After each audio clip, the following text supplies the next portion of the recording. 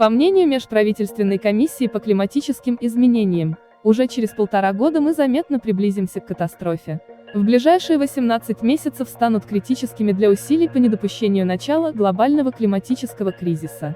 Еще в 2018 году ученые из межправительственной группы экспертов по изменению климата сообщали о способе не допустить повышения средней температуры более чем на 1,5 градуса по Цельсию. Сделать это необходимо было до конца 21 века. Чтобы предотвратить катастрофу, необходимо снизить выбросы углекислого газа на 45% к 2030 году. Однако теперь ученые заверяют, что времени осталось меньше.